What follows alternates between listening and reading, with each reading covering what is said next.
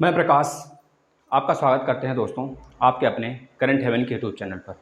दोस्तों आज हम पढ़ने वाले हैं हिंदी में अलंकार। ये सारे जितने भी हिंदी के मतलब जहाँ भी हिंदी पूछी जाती है सबके लिए इम्पोर्टेंट है, चाहे वो जिस भी फील्ड में पूछा जाए, चाहे यूपी टेट है यूपी टेट हो, सी टेट हो आपका, या फिर सुपर टेट हो, या फिर आर ओ हो, यूपी PCS हो, अन्य जगह जितने भी यूपी SI है, यूपी PET जो एग्ज़ाम कराने वाली है, तो हर जगह के लिए इम्पॉर्टेंट है। आप देखिएगा ये ट्रिक से बताएंगे, पूरा अलंकार आज ही खत्म, ट्रिक से बताएंगे। और अगर ऐसे ही आप फॉलो किए और लास्ट तक बने रहे तो बेहतरीन तरीके से आप समझ जाएंगे।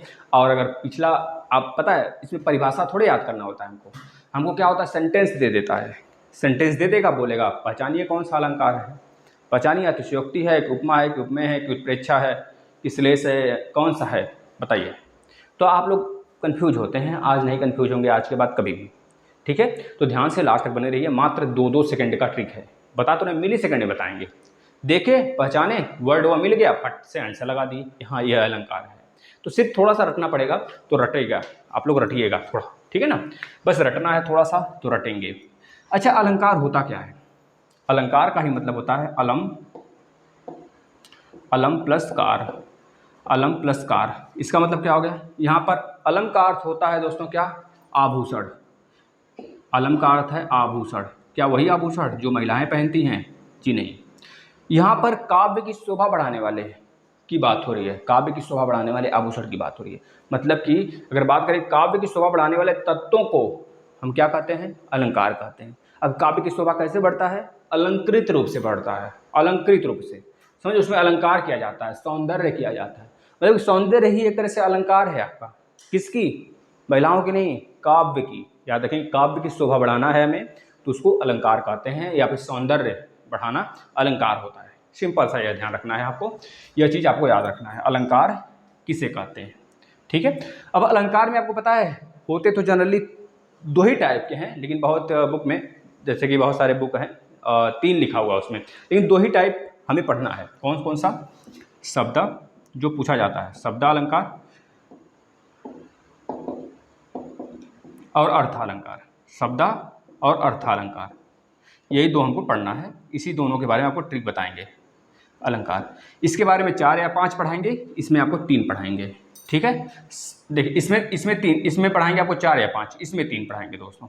अब देखिए पहले अर्थालंकार, मतलब कि जिसके अर्थ में क्या हो, चमत्कार उत्पन्न हो, चमत्कार उत्पन्न होता है जिसके अर्थों में, जिस अलंकार के अर्थों में चमत्कार उत्पन्न होता है उसे क्या कहते हैं, अर्थालंकार कहते हैं। मतलब कि इसमें बात होगी सिर्फ अर्थ के आधार पर, और इसमें जो बात होगी शब्द के आधार पर होगी, इसमें शब्द के आधार पे होगा, इसमें अर्थ के आधार पे बात होगा। तो जाहिर सी बात है तो समझ में आ जाएगा सभी को, क्योंकि नाम से ही पता चल रहा है। तो आपसे एक एग्जाम में अभी प्रश्न पूछा गया था कि किस अलंकार में अर्थ के आधार पे बातचीत होती है, तो बताएंगे अर्थालंकार में। और किस अलंकार में शब्दों के आधार पर बात होता है, तो बताएंगे शब्दालंकार में। ये सिंपल है, आप बता सकते हैं। अब पहली चीजें हम चलते हैं इसमें अर्थों के आधार पर, यानी कि अर्थालंकार में। अर्थालंकार में पहला सबसे आ जाता है उपमा, जो बहुत ही कंफ्यूज करता है बच्चों को। उपमा जो दूसरों की उपमा बताता है, समझ रहे हैं, मतलब कि साफ साफ इसमें आपको याद रखना है, जब पंक्ति में योजक चिन्ह आ जाए, जब पंक्ति में योजक चिन्ह आ जाए और वह शब्द योजक चिन्ह आए, पहले तो याद रखेंगे वह शब्द जो है सा सी से सरिस, सरिस से या फिर सरिस आए तो वह अर्थालंकार होता है। अर्थालंकार में उपमा होता है, क्या होगा, अर्थालंकार में उपमा होगा, उपमा होगा, ये चीज याद रखें, उपमा अलंकार होगा अर्था में। क्या हमने बोला, पहले तो जिस शब्द की बात होगी उसमें योजक चिन्ह आएगा, जो भी लाइन दिया होगा, पंक्ति दिया होगा, उसमें योजक चिन्ह आएगा। अब यह चीज एक थोड़ा सा कॉन्सेप्ट है, अगले में आप समझ जाएंगे। जो योजक चिन्ह है, अब ऐसा नहीं योजक चिन्ह हर जगह आएगा तो हर जगह उपमा होगा, बशर्ते अगर योजक चिन्ह आया है और उसके साथ सा सी से सरिस, क्या क्या, योजक चिन्ह के साथ सा सी से सरिस आया हो, तब वह उपमा अलंकार होता है। हर जगह योजक चिन्ह आता है लेकिन हर जगह आपका उपमा नहीं होगा। उपमा कहाँ होगा, अगर योजक के साथ सा सी से सरिस आया हो तो उस पूरे पंक्ति को क्या कहते हैं, उपमा अलंकार कहते हैं। जैसे एग्जाम्पल के साथ बहुत बेहतरीन तरीके से समझेंगे। जैसे मुख चंद्रमा सा सुंदर है, जो मुख है ना, मुख चंद्रमा, चंद्रमा सा सुंदर है। मतलब उपमा का मतलब समझ रहे हैं, मतलब दूसरे की उपमा दी जाए बस। अब मुख के लिए चंद्रमा के समान बताया जा रहा है, तो इसमें देखिए सा आया है, सा योजक चिन्ह के साथ आया है सा, तो यही आपका यही पकड़ है दोस्तों, इसी को ट्रिक कहते हैं। और वैसे ट्रिक व्रिक नहीं है, आप थोड़ा सा बस कॉन्सेप्ट है। जहाँ पे सा सी से सरिस आ गया योजक चिन्ह के साथ, वो सारे के सारे उपमा होंगे। एक और एग्जाम्पल देखिएगा, जैसे हमने बोला, एक और एग्जाम्पल लेते हैं दोस्तों, एक और एग्जाम्पल लेते हैं। कर कमल सा कोमल है, कर कमल सा कोमल है, कोमल है। यहाँ पे कर की बात हो रही है, जो कि बिल्कुल कमल जैसा कोमल है। कमल जैसा कमल नहीं है, कमल जैसा कोमल है। जैसे कंबल है, आप जब कभी कंबल ओढ़ते हैं तो बोलते हैं बहुत ही मुलायम है। मुलायम पता नहीं क्या होता है, बोलते हैं बहुत ज़्यादा मलाई जैसा है। तो मलाई क्या है? एक उपमा ही तो है, जो आपके कंबल से बिलोंग कर रहा है। कंबल जो है उपमा ही तो दे रहा है इसकी, मलाई की। इसी तरह सेम दोस्तों जो कर है ना, वो कमल की उपमा दे रही है। समझ रहे हैं ना, समझ में आ रहा है? तो इसमें बस सिंपल सा है, आपको यह समझना है, योजक चिन्ह के साथ सा सी से सरिस आएगा तो हम क्या कहेंगे? उपमा अलंकार कहते हैं। अगर समझ में आया हो तो थम्स अप दीजिए। अब नेक्स्ट देखते हैं, अगला हेडिंग लगाइएगा।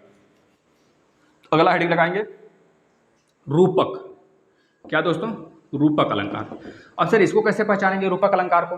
तो लिखिए, जब पंक्ति में केवल योजक चिन्ह, जब पंक्ति में केवल योजक चिन्ह आए, जब पंक्ति में केवल योजक चिन्ह आए, क्या दोस्तों? जब पंक्ति में केवल योजक चिन्ह आए और सा सी से यह न आए, यह तीनों वर्ड न आए, सा सी से सरिस, उसमें सरिस भी था ना उपमा में, तो जो उपमा में था सा सी से सरिस के साथ, इन चारों वर्डों के साथ योजक चिन्ह नहीं आता है, योजक चिन्ह न आए।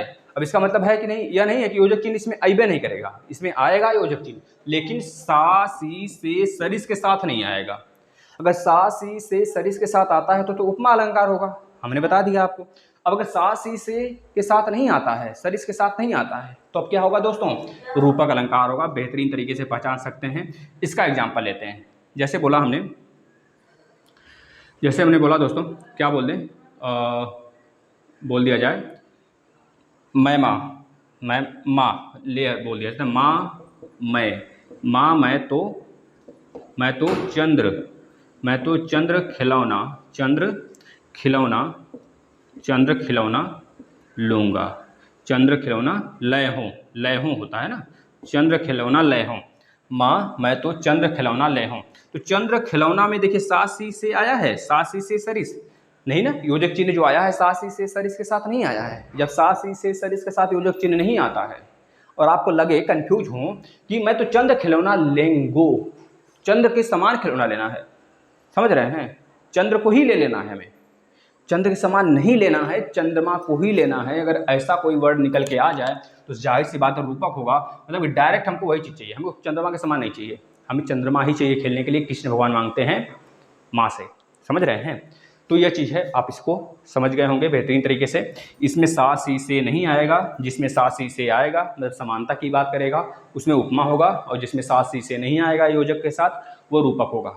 समझ गए? चलें आगे। चलिए, यह नॉर्मल से ट्रिक है, क्योंकि इसमें आपको कन्फ्यूजन होता है। जो चीज़ हम आज आपको बता रहे हैं दोस्तों, शायद ही आपको कोई बताया होगा या फिर कहीं आप पढ़े हों, ठीक है ना? अगर पढ़े भी होंगे तो उसमें बहुत सारे परिभाषा वगैरह बताते हुए पढ़ाया होगा कोई, तो इसमें आपको कुछ भी नहीं, क्योंकि डायरेक्ट हमको क्या देता है, एक लाइन दे देगा, बोलेगा पहचानिए इसमें क्या है। उपमा एक रूपक है, तो उपमा रूपक में बहुत ज़्यादा बच्चे कन्फ्यूज होते हैं। अब नहीं कन्फ्यूज होना है। सा सी से के साथ योजक चिन्ह उपमा, सा सी से के साथ अगर न आए योजक चिन्ह, मतलब किसी अन्य के साथ योजक चिन्ह आ जाता है तो रूपक, ठीक है ना? तीसरा हेडिंग लगाएंगे दोस्तों, उत्प्रेक्षा। उत्प्रेक्षा अलंकार। अब इसमें सर क्या ट्रिक है? बिल्कुल बेहतरीन ट्रिक है दोस्तों। यदि पंक्ति में जो पंक्ति में आपसे पूछा रहेगा कौन सा अलंकार है, उसमें प्याय मनु जनु, मनु जनु, मनहु मनहु, जनहु जनहु, ज्यों, लिख लीजिएगा सारा, ज्यों त्यों, ज्यों त्यों, जानो जानो, मानो, आदि वर्ड आए, ऐसे आदि शब्द आते हैं तो उसे हम तुरंत पहचानेंगे क्या, उत्प्रेक्षा अलंकार है भाई। देखिए अभी तक योजक चिन्ह के साथ सा सी से सरिस आ रहा था तो हम कह रहे थे उपमा है, अगर सा सी से सरिस नहीं आता है योजक चिन्ह के साथ तो कहते थे रूपक है। लेकिन इसमें ना ही सा सी से सरिस की कोई बात ही नहीं हो रही, इसमें साफ साफ आपसे कहा जा रहा है, यह याद कर लीजिए सिंपल सा, मनु जनु, मनहु जनहु, जानो मानो, त्यों ज्यों। अगर यह वर्ड आपको दिख जाते हैं किसी भी पंक्ति में, अगर आपसे पूछा जाता है कि वह पंक्ति जिसमें यह वर्ड दिख रहे हों कौन सा अलंकार है, तो बताएंगे उत्प्रेक्षा अलंकार है, साफ साफ। इसमें एक एग्जाम्पल लेते हैं, हम ध्यान से सुनिएगा और ध्यान से आप लिख लेंगे एक एग्जाम्पल, इसके साथ लिखते चलिए जिससे कि आप कभी भी कॉपी अपना खोल के देखें तो आपको याद हो जाए। ले चला साथ में, ले चला साथ मैं तुझे, मैं तुझे, ले चला साथ मैं तुझे कनक, ले चला साथ मैं तुझे कनक, ज्यों ज्यों भिक्षुक लेकर स्वर्ण, भिक्षुक लेकर स्वर्ण, समझ रहे हैं। ले चला साथ मैं तुझे कनक, ज्यों भिक्षुक लेकर स्वर्ण, तो ज्यों आ गया तो ये क्या हो गया, उत्प्रेक्षा हो गया। एक और देखिए एग्जाम्पल, तो बच्चों कंफ्यूज नहीं होना है, आराम से आप करते चलिए। जैसे नेत्र मानो कमल है, यह भी छोटा सा एग्जाम्पल है, नेत्र मानो कमल है, कमल है, तो मानो कमल है क्या है, यह मानो क्या है, उत्प्रेक्षा में आया है कि नहीं, मानो हमने बताया है ना, तो यह आपका उत्प्रेक्षा हो जाएगा दोस्तों। इसमें कुछ भी नहीं ज़्यादा सीखना है, ना ही ज़्यादा जानना है, ना ही ज़्यादा डीपली जाना है, ना ही रटना है, कुछ भी नहीं। अब माथा पटकना तो है ही नहीं, खैर समझ रहे हैं, माथा पटकने का मतलब है कि कपार फोड़ लेना, एग्जाम चला जाएगा, समझ रहे हैं, कुछ नहीं, आराम से अपना देखते चलिए और बेहतरीन तरीके से सीखिए। नेक्स्ट अगला हेडिंग लगा लीजिए, क्या, अतिशयोक्ति, बहुत सिंपल है अतिशयोक्ति, जिसे हाइपरबोला बोलते हैं। अतिशयोक्ति का मतलब बढ़ा चढ़ा के कहना, कोई चीज़ कुछ है उसको बताया जा रहा है कुछ, कोई चीज़ इतना बड़ा उसे बताया जा रहा है इतना बड़ा, समझ रहे हैं, अभी बताते हैं। देखिए अतिशयोक्ति मतलब कि हाइपरबोला, इससे क्या कहते हैं, बढ़ा चढ़ा के कहना। जैसे हमने बोला जब किसी बात का वर्णन बहुत बढ़ा चढ़ा कर किया गया हो उसे क्या कहते हैं, अतिशयोक्ति अलंकार कहते हैं। जैसे हम एक एग्जाम्पल लेते हैं, आगे नदियाँ पड़ी अपार, घोड़ा कैसे उतरे पार, लिख लीजिए, आगे आगे नदियाँ, आगे नदियाँ पड़ी अपार, पड़ी अपार, घोड़ा कैसे, घोड़ा कैसे उतरे पार, घोड़ा कैसे उतरे पार। सिंपल सा है दोस्तों, हमको एग्जाम्पल लेने में अर्ज नहीं, हम बहुत सारे एग्जाम्पल ले लेते हैं, लेकिन हम सोच रहे हैं पहले आप समझ जाएं, इसके बाद हम पीडीएफ के माध्यम से आपको सारा टेस्ट करवा देंगे। जैसे हमने विलोम शब्द का कराया करीब 250-300 वर्ड, इस तरह इसका भी करवा देंगे। पहले समझ तो लीजिए, ट्रिक है, सारी ट्रिक वहाँ पे देखने को मिलेगी आपको, इससे बाहर कुछ नहीं आएगा, इतना समझ लीजिएगा। अतिशयोक्ति में बढ़ा चढ़ा के कहना, जैसे हमने बोला आगे नदियाँ पड़ी अपार, घोड़ा कैसे उतरे पार। पड़ी अपार, बहुत सारी नदियाँ पड़ी हैं और घोड़ा उसके ऊपर उसके पार उतर गया, तो इस तरह क्या, ये तो क्या अतिशयोक्ति ही तो है, अपार नदी पड़ी है, अपार क्या होता है, समुद्र होता है ना, तो नदियों का संज्ञा अपार से लगाया जा रहा है, समझ। एक और एग्जांपल देखिएगा, इसमें समझ जाएंगे बेहतरीन तरीके से। जैसे हम बोल दिए, राणा ने सोचा इस पार, तब तक चेतक था उस पार। राणा प्रताप के घोड़े से पड़ गया हवा का पाला था। भाई राणा प्रताप के घोड़े का नाम था चेतक, उनके हाथी का नाम था क्या, रामनाथ, क्या नाम था, क्या नाम था बताइएगा। राणा सोचे, राणा सोचे, राणा ने सोचा, राणा ने सोचा, राणा ने सोचा इस पार, इस पार, और तब तक चेतक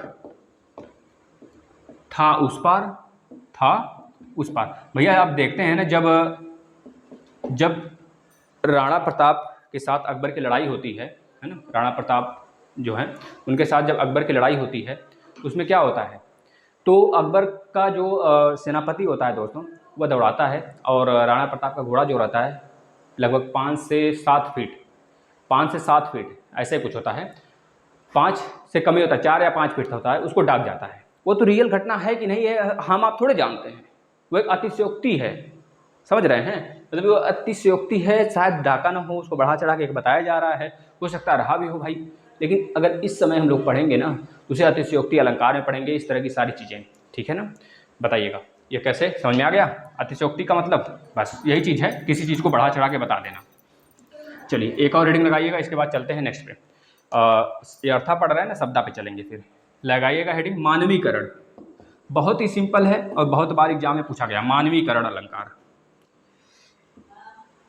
मानवीकरण अलंकार देखिएगा इसमें क्या है। इसमें सिंपल सा बात है दोस्तों, जो चीज़ें मानव के रूप में डिराइव किए जाएं, समझ रहे हैं। जैसे अगर कोई कमल का फूल है, उसे बोल रहे हैं कमल का फूल बिल्कुल मुस्कुरा रहा है, तो मुस्कुरा रहा है, मुस्कुराता तो आदमी है ना, मुस्कुराता तो आदमी है ना भाई, कमल थोड़े मुस्कुराएगा। उसको तो बस मानवीकरण की संज्ञा दी जा रही है। जैसे हम बोले कि पर्वत क्या हो रहा है, रो रहा है। अगर पर्वत रोता होता तो तब तक तो बहुत सारी समुद्र नदियां पूरी बह जाती, उसका मानवीकरण की संज्ञा दिया जा रहा है। जैसे हम बोले गंगा कलकल छलछल की आवाज़ करते हुए आ रही है, जो कलकल छलछल की आवाज़ है दोस्तों, ये मानवीकरण की संज्ञा दिया जा रहा है गंगा नदी को। तो बस इस तरह की सारी घटनाएं जो भगवान रूपी, जो ईश्वर रूपी मानव को दिया गया हो, वह सारी घटना प्राकृतिक रूप से अगर दिखाया जाए, प्राकृतिक सारी चीज़ें सॉरी अगर प्राकृतिक सारी चीज़ें जो मानव को दिया गया हो प्राकृतिक के द्वारा, भगवान द्वारा, ईश्वर द्वारा, वो सारी चीज़ें हम किस में दिखाएं। जैसे कि पहाड़ हो गया, तालाब हो गया, फूल हो गया, घड़ा हो गया, इस तरह की सारी चीज़ें हम दिखाएं। जैसे हम बोल दिए कि जब जैसे कि हमने बोला कि जब कोई चीज़ हमने लड़ा दिया, मान लीजिए तो ईंटें ले लिए, ईंट को जब 2 लड़ा दिए तो ऐसी आवाज़ निकली जैसे लगा 2 चील कौवे लड़ रहे हों, ऐसी आवाज़ उसमें से निकली जैसे लगा 2 चील कौवे लड़ रहे हों। तो जो इसमें दिया गया 2 चील कौवे लड़ रहे हैं, तो चील कौवे क्या हैं, एक तरह से जानवर ही हैं। हम लोग क्या है, हम लोग की संज्ञा एक जानवर की ही तो है, बस थोड़ा सा हम लोग में बहुत सारी चीज़ें ड्राइव हो गई हैं और जो सोचने की क्षमता है बढ़ा दी गया है। हम लोग बिल्कुल फुल तरह से मतलब पूरी तरीके से विकसित जानवर हैं, इस वजह से हम लोग मानव के अंतर आते हैं, समझ रहे हैं। और जानवर तो पशु पक्षी सब कुछ हैं, हम लोग भी जानवर के अंतर्गत आते हैं। मतलब जानवरों की अगर संज्ञा दी जाती है किसी भी कृत्रिम चीज़ को, मतलब जो भी चीज़ें हैं आसपास हमारी, उसमें तो सारी की सारी मानवीकरण में आ जाती हैं। अगर हम एक एग्जाम्पल ले लें तो ध्यान से सुनिएगा। एग्जाम्पल अगर ले लें दोस्तों मानवीकरण में, तो कौन से एग्जाम्पल ले सकते हैं बताइएगा। बताइए, जैसे बोले फूल हंसे कलियां मुस्कुराएं, फूल हंसे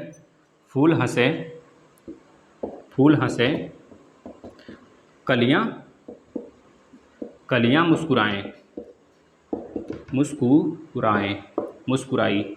इस तरह लिखते थे, मुस्कुराई। फूल हंसे कलियां मुस्कुराई, अब कलियां थोड़े मुस्कुराती हैं, अब फूल थोड़े हंसता है, समझ रहे हैं। ये तो बस मानवीकरण की संज्ञा दिया जा रहा है। हंसता तो मानव है और मुस्कुराता तो आदमी ही है ना, आदमी और जो भी हो, मतलब मानव ही मुस्कुराता है ना, तो मानवीकरण की संज्ञा दिया गया। एक और एग्जाम्पल ले लें, बताइए गंगा का जल खिलखिला रहा है, या भाई छिल खिल छिल खिल छिल की इस तरह की आवाज़ करते हुए बिल्कुल अपने एक अवतार के रूप में नीचे उतर रहा है ना। तो कभी हम पढ़ाएंगे ज्योग्राफी, आपको तो बहुत बेहतरीन तरीके से नदियाँ वगैरह पढ़ाएंगे, बस आप लोग की संख्या एक बार बढ़ जाए। ये चीज़ समझ में आ गया, मानवीकरण बहुत सिंपल है। अब हम चलते हैं दोस्तों किसके तरफ चलें, शब्दालंकार। हेडिंग लगा लीजिए शब्दालंकार। शब्दालंकार में सबसे पहला हेडिंग लगाएंगे दोस्तों, बेहतरीन तरीके देखिएगा। शब्दालंकार में 3 ही होता है, अनुप्रास, श्लेष और एक क्या होता है, यमक। अनुप्रास, श्लेष, यमक, ये तीनों आपको रटा देंगे दोस्तों इस कदर, कहीं भूलेंगे नहीं जिंदगी में। बता तो रहे हैं, परिभाषा नहीं रटाएंगे, बुक की भाषा नहीं बोलेंगे हम कोई भी। आप देखेंगे पहला क्या है, अनुप्रास में रटते हैं, जिस वर्ड में कोई भी वर्ड बार बार रिपीट करता है उसे क्या कहते हैं, अनुप्रास कहते हैं, है ना। जिस भी पंक्ति में इस तरह आप रटते हैं। तो बस यही जान लीजिए, कोई भी वर्ड की बात हो रही है, शब्द की नहीं, याद रखेंगे, शब्द की नहीं, शब्द की भी चर्चा करेंगे। कोई भी वर्ड जब बार बार आए, किसी भी पंक्ति में कोई भी वर्ड जब बार बार आए तो वहाँ क्या होगा, अनुप्रास होगा। अनुप्रास मतलब कि आवृत्ति, बार बार उसकी आगमन होगा, इस तरह से आप समझ लेंगे। किसी भी वर्ड का अगर बार बार आना होगा तो क्या होगा, अनुप्रास होगा। जैसे हमने बोला चारू चंद्र की चंचल किरणें खेल रही थी जल थल में, चारू चंद्र की चंचल किरणें खेल रही थी जल थल में। तो इस यहाँ पे जो च च च च आया है दोस्तों, इसमें देख रहे हैं एक ही वर्ड है, बार बार रिपीट हुआ है। एक और एग्जांपल ले लेते हैं, जैसे हम बोले मधुर मधुर, मधुर मधुर, मधुर मधुर मुस्कान, मधुर मधुर मुस्कान मनोहर, मधुर मधुर मुस्कान मनोहर, मनुज, मनुज वेश का उजियाला, मनुष्य, मनुज, मनुज वेश का उजियाला, का उजियाला। भैया राइटिंग पे नहीं जाएंगे कोई, ठीक है ना, राइटिंग पे कोई नहीं जाएगा, आराम से बस समझते चलिए। हम इसको 2 बार बोल देंगे, अगर लिखना है तो लिख लीजिए। मधुर मधुर मुस्कान मनोहर, मनुज वेश का उजियाला। तो म भैया देखिए म कितनी बार आया है, यही वर्ड तो है जो रिपीट हुआ है, तो क्या हो जाएगा, अनुप्रास अलंकार होगा। समझ में आ गया, बस यही है अनुप्रास भैया। अब कुछ भी नहीं समझना इसमें, अब ज़्यादा रट्टू तोता जो बनना है भैया ना, बस इसी को रट लीजिए। अब कुछ भी नहीं करना है, बहुत ज़्यादा बोझ लेके नहीं चलना है कि बहुत ज़्यादा बोझ है, अरे अलंकार है बहुत बड़ा होता है, अलंकार कुछ नहीं होता है। चलिए आज के बाद वो सारे लोग बच्चे जिसको अलंकार कठिन लग रहा था, अब इजी लगेगा। यमक बताइए, यमक अलंकार लास्ट तक बने रहेगा, आज बहुत धांसू प्रश्न कराने वाले हैं जो आपके एग्जाम में डायरेक्ट आया था। यमक अलंकार बताइए। तो अभी तक एक वर्ड की बार बार आवृत्ति हो रहा था, अब एक शब्द का होगा बार बार आवृत्ति। शब्द और वर्ड क्या है, जो शब्द होते हैं वर्डों से मिलकर ही बने होते हैं। वर्ड जब आवृत्ति करेंगे तो उसे अनुप्रास बोलेंगे। जब शब्द आवृत्ति करेगा, बार बार आएगा, किसी भी वाक्य में किसी भी पंक्ति में शब्द कोई बार बार अगर आ जाए और एक ही शब्द आए, उसका अर्थ एक से ज़्यादा हो, तो उसे क्या बोलेंगे दोस्तों, यमक अलंकार बोलेंगे। ये चीज़ लिख लीजिएगा। जैसे हमने बोला काली घटा, काली घटा घनघोर, काली घटा, खाली घटा घनघोर घटा, है ना। काली घटा का क्या बोलते हैं जी, काली घटा का घमंड घटा, हाँ यह बोलते हैं, काली घटा का घमंड घटा। देखिए थोड़ा सा, काली घटा का घमंड घटा, घमंड घटा। अब देखिए यहाँ पे एक घटा जो आया है दोस्तों, एक जो घटा आया है, यह काली घटा का घमंड घटा में 2 घटा आए हैं, दोनों एक ही वर्ड हैं, एक ही वर्ड है, लेकिन अंत दोनों का अर्थ अलग अलग है। एक घटा का मतलब होता है दोस्तों बादलों की घटा, और एक घटा का मतलब है कम होना। एक घटा का मतलब बादलों की घटा, क्योंकि काली घटा बादल की घटा की बात कर रहा है, एक घमंड घटा मतलब कम होने की बात कर रहा है। ये चीज़ याद रखेंगे। एक और एग्जाम्पल ले सकते हैं, कनक कनकते वाला, कनक कनकते सौगुनी मादकता अधिकाय, या खाए बौराए जग या पाए बौराए। कनक का मतलब एक हो गया सोना, और एक कनक का मतलब हो गया धतूरा। अगर धतूरा आदमी खा लेता है तब भी पागल हो जाता है, अगर बहुत सारा सोना पा भी जाता है तब भी पागल हो जाता है। आप अन्य बहुत सारे न्यूज़ सुनते होंगे, न्यूज़ चैनल वगैरह पे, कि भैया बहुत जगह सोना मिला, आदमी पागल हो गया, पागल हो गया, पागल खाने में है और सोना सारा पुलिस के हाथ में है, सरकार के हाथ में है, इस तरह सुनते होंगे। तो यही चीज़ है, अगर एक वर्ड की बार बार आवृत्ति होगी तो यमक होगा, यमक होगा, अनुप्रास होगा। अगर एक शब्द की बार बार आवृत्ति होगी तब यमक होगा। ये चीज़ ध्यान रखेंगे दोस्तों, है ना। शब्द की आवृत्ति यमक, वर्ड की आवृत्ति अनुप्रास। अब लास्ट श्लेष अलंकार। श्लेष का मतलब क्या होता है पता है, चिपकना होता है। श्लेष का मतलब चिपकना, चिपकना। अब चिपकना से आप एक चीज़ याद रखेंगे, अगर कोई भी एक ही वर्ड आ जाए और उसका अर्थ अलग अलग हो, अर्थ बहुत सारा, अभी हम लोग यमक में देख रहे थे क्या, 2 वर्ड आ रहे थे, मतलब एक ही वर्ड आ रहा था और अर्थ क्या हो रहा था, अलग अलग था। इसमें क्या होगा, इसमें एक ही क्या होगा दोस्तों, एक ही शब्द के अनेक अर्थ हो जाएंगे। पिछले भी क्या था, एक ही वर्ड के अनेक अर्थ थे, अब इसमें एक ही शब्द के अनेक अर्थ होंगे। ये चीज याद रखेंगे। उसमें 2 शब्द था, दोनों का मतलब अलग अलग था, अब इसमें एक ही शब्द होगा और अनेक अर्थ देगा। तो यह असर कैसे हो सकता है, देखिए, जैसे रहीमन पानी राखिए बिन पानी सब सून, पानी गए न उबरे मोती मानुष चून, ठीक है ना, मानुष चून। इसमें देख रहे हैं जो पानी की बात हो रही है, पानी अनेक अर्थ दे रहा है, पानी अनेक अर्थ दे रहा है। एक और है दोस्तों, पानी का जो पहला अर्थ है मनुष्य की विनम्रता की बात हो रही है, मनुष्य की विनम्रता की बात हो रही है। और जो पानी का दूसरा अर्थ है, जो पानी का पहला अर्थ है मनुष्य की विनम्रता की बात कर रहा है दोस्तों, विनम्रता का, और जो पानी है दूसरा वर्ड है पानी का, वो किसके बारे में बात कर रहा है, आभा, तेज, आभा, तेज और चमक की बात कर रहा है, चमक की बात कर रहा है। जैसे हमने क्या बोला, पानी, रहीमन पानी राखिए, तो रहीमन पानी राखिए, पानी का विनम्रता से बात हुआ। रहीमन पानी राखिए बिन पानी सब सून, पानी गए न उबरे मोती, पानी गए न उबरे मोती मानुष चून। यहाँ पे जो दूसरा वाला तीसरा वाला पानी आया है उसका मतलब आभा, तेज और चमक होता है। तो इस तरह एक ही वर्ड का अनेक अर्थ निकलता है तो श्लेष अलंकार होता है, मतलब कि एक ही वर्ड में बहुत सारे चिपके होते हैं अर्थ, तो श्लेष का मतलब भी चिपकना होता है। तो इस तरह याद कर लेंगे दोस्तों। दोस्तों यही था आपका सारा कारनामा, है ना, हो गया। अब आप लोग शेयर कर देंगे फटाफट और नेक्स्ट क्लास का दोस्तों वेट करेंगे। जाहिर सी बात है सारे क्लासेस आप करिए, और आज एक वीडियो में आपका अलंकार फिनिश हुआ है और आप लोग बेहतरीन तरीके से सीखे होंगे, यही हम आशा करते हैं। और ज़्यादा से ज़्यादा अपने क्लास में, अपने कॉलेज में, हर जगह शेयर करिए, जिससे कि बहुत सारे बच्चे जुड़ सकें। UP TET, C TET, super TET जो आने वाला वैकेंसी है दोस्तों, आप उसे आराम से फोड़ सकें। कोई भी स्टेट का टेट हो, आराम से उसको आप सॉल्व कर सकते हैं। बस इस चैनल से जुड़े रहिए दोस्तों, सारे क्लासेस फॉलो करिए। धन्यवाद।